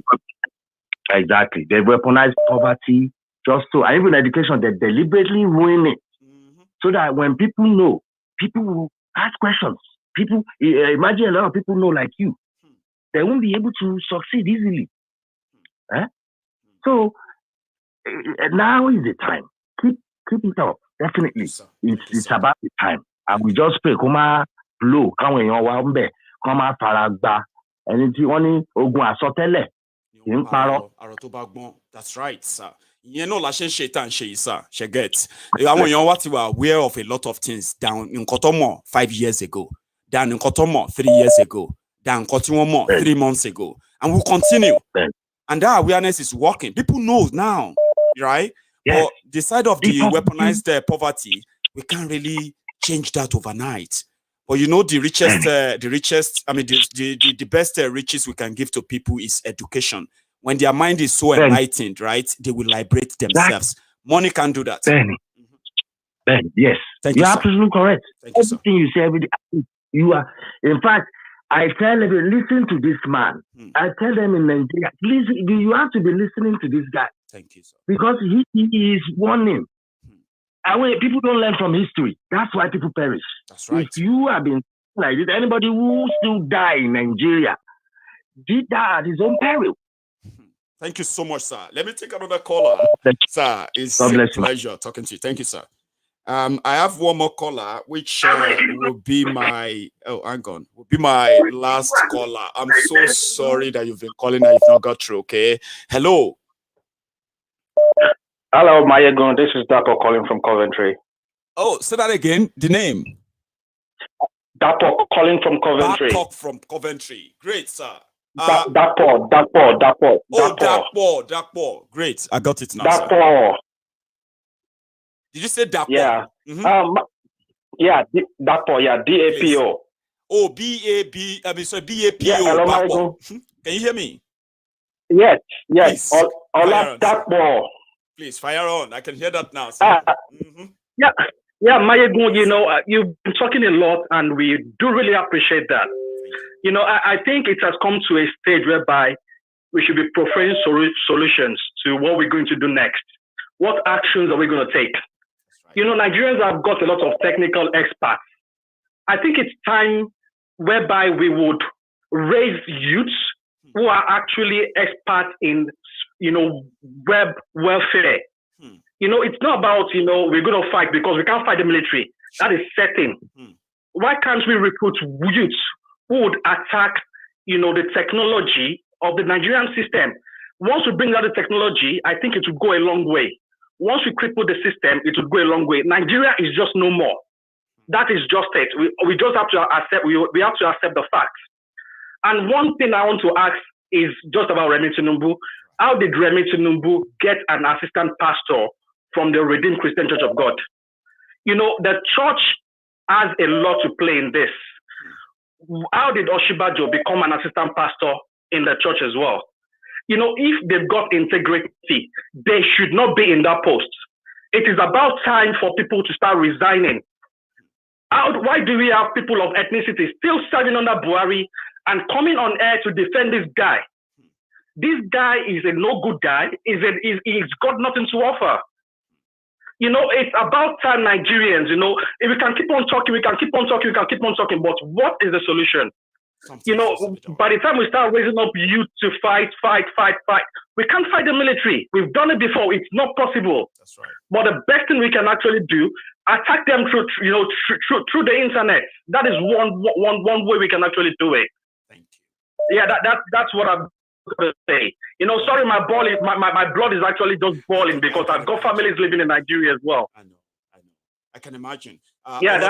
Thank you so much for that contribution. You are my last caller tonight. Okay, I'm going to hope to speak to you again, possibly. So you have a good one, sir. Thank you, Maiyegun. Cheers, man. Take care. Bye. And you too, sir. Cheers, sir. All right, thank you. Bye. So that's Oladapo from Coventry. This is where we're going to draw the curtains. Okay, tonight, if you are just joining me, you can watch this broadcast from the beginning again, where we have shared most of what affects the conversation tonight. America is not coming. UK is not coming. And let me be very clear too. They will only their own green light to Buhari right now is that he's doing fine. They know that your problem is multifaceted, including those of us who wants to leave the contraption where terrorists can kill us anytime. America will protect their own interest in Nigeria. They will take whatever they can still take from you. UK will continue to hold some of the stolen money from Nigeria for you in the institutions where they have them, and they will continue to protect their interest in Nigeria. But you see all these interests, UK, America, yeah, they will do what they have to do, which is protect their own interest. Or today, the news came that the NNPC of Nigeria, for the first time in decades, they remitted $0 from the oil sale. So, you can easily say Nigeria sold no single oil in March, because they will sell in March, collect the money, remit it, and share the money in the following month. So this month, the NNPC, the Nigeria National Petroleum, wherever, right, supposed to remit dollar money, oil money. They remitted $0. Which means the CBN will have to go and print money for the governors who are going to Abuja in the next few hours to go and collect their monthly allocation. And that will take you back to them printing money. Again, the National Assembly members, led by the rubber stamp, what's his name again? Lawan. They are contemplating of probably asking Emefiele to print more money so that they can possibly give this same more money to the corrupt criminal in the military who are buying weapons that are being handed over to the terrorists, right? Sending their own soldiers to be killed by the terrorists, and no single terrorist will be arrested or prosecuted at all.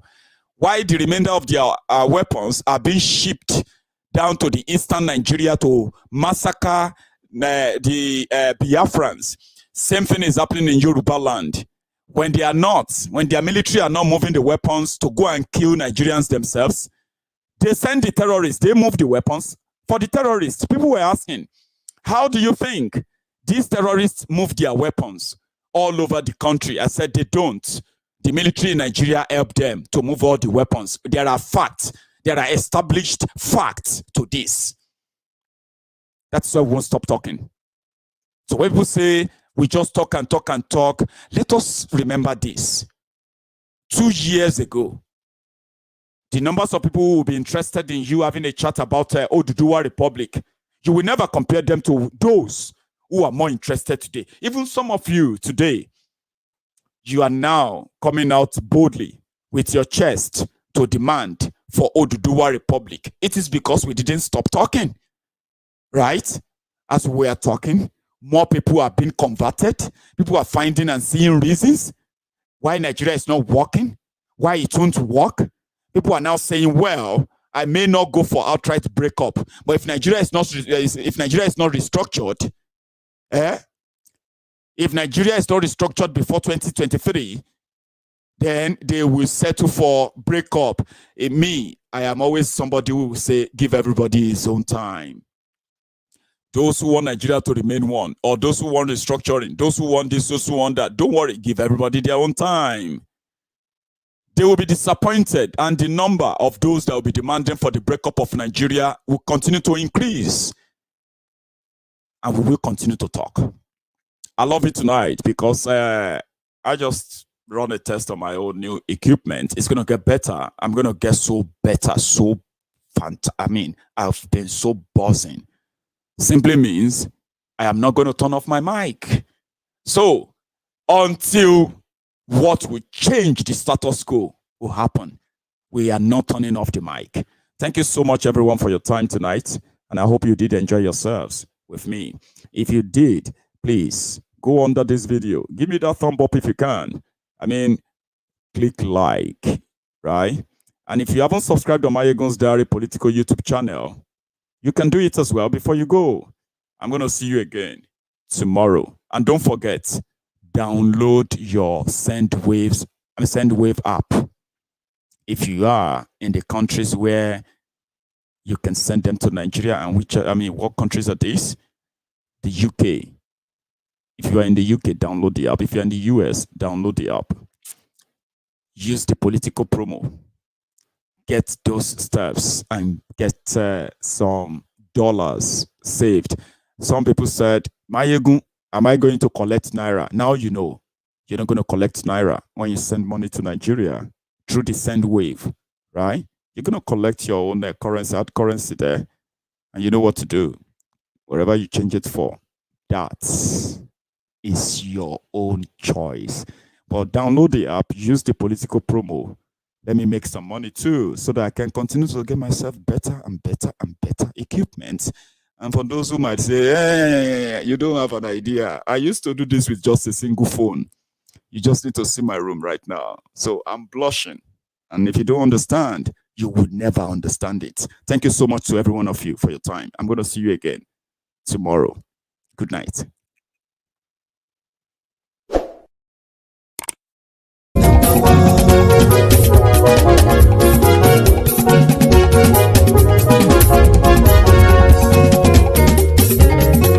Àní ẹ̀sùn ràkì.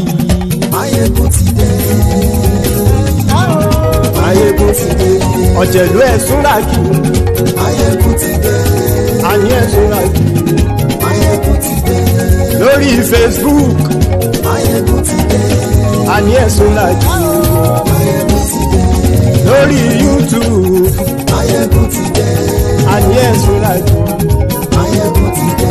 Bọ́ bàbá gbé wúrẹ́. Àní ẹ̀sùn ràkì. Maiyegun ti dé. Bíjó ìgbádìyẹ. Àní ẹ̀sùn ràkì. Maiyegun ti dé. Bí pẹ̀sìdó bá rúfin o. Àní ẹ̀sùn ràkì. Maiyegun ti dé. Bí gómìnà kówó jẹ. Àní ẹ̀sùn ràkì. Maiyegun ti dé. Ọlọ́pàá tí ń gba rìbá. Àní ẹ̀sùn ràkì. Maiyegun ti dé. Aṣòfin tí ń rúfin o. Maiyegun máa wí. Àní ẹ̀sùn ràkì. Maiyegun ti dé. Òpùrọ́ olóṣèlú. Maiyegun máa wí. Àní ẹ̀sùn ràkì. Maiyegun ti dé. Ọ̀jẹ̀lú ẹ̀sùn ràkì. Maiyegun ti dé. Àní ẹ̀sùn ràkì. Maiyegun ti dé.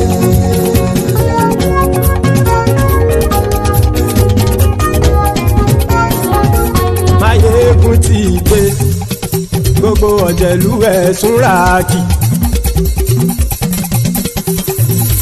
Maiyegun ti dé. Gbogbo ọ̀jẹ̀lú ẹ̀sùn ràkì. Ṣùgbọ́n ní bá ti ṣe èyí tó yẹ kí wọ́n ṣe, ọmọ bá dèrò ní fi wọ́n níran o. Maiyegun ti dé. Gbogbo ọ̀jẹ̀lú ẹ̀sùn ràkì. Maiyegun ti dé. Gbogbo ọ̀jẹ̀lú ẹ̀sùn ràkì. Ṣùgbọ́n ní bá ti ṣe èyí tó yẹ kí wọ́n ṣe, ọmọ bá dèrò ní fi wọ́n níran. Wọ́n fowó bẹ́ẹ̀ o. Maiyegun ó sọ pé wọ́n ò bẹ́ẹ̀. Wọ́n fowó bẹ́ẹ̀. Maiyegun ó sọ pé wọ́n ò bẹ́ẹ̀. Oníkan ṣáàtì ṣe èyí tó yẹ kí wọ́n ṣe fáwọn ará ìlú tó gbé wọn débẹ̀ o. Maiyegun ti dé. Gbogbo ọ̀jẹ̀lú ẹ̀sùn ràkì. Maiyegun ti dé. Gbogbo ọ̀jẹ̀lú ẹ̀sùn ràkì. Ṣùgbọ́n ní bá ti ṣe èyí tó yẹ kí wọ́n ṣe, ọmọ bá dẹ́rọ̀ ò ní fi wọ́n níran. Kì máa yí ṣe eré, ọ̀rọ̀ yìí kì í ṣe ẹ̀fẹ̀. Kì máa yí ṣe eré, ọ̀rọ̀ yìí kì í ṣe ẹ̀fẹ̀. Ẹni bá ti lè lẹ́bọ̀ lẹ́rù o, ọmọ bá dèrò kàṣàyè tú wọn síta. Maiyegun ti dé. Gbogbo ọ̀jẹ̀lú ẹ̀sùn ràkì. Maiyegun ti dé. Gbogbo ọ̀jẹ̀lú ẹ̀sùn ràkì. Ṣùgbọ́n ní bá ti ṣe èyí tó yẹ kí wọ́n ṣe, ọmọ bá dẹ́rọ̀ ò ní fi wọ́n níran. Tẹnitẹni ọmọ Maiyegun ọ̀rẹ́ ara ìlú mọ̀mọ́ ni.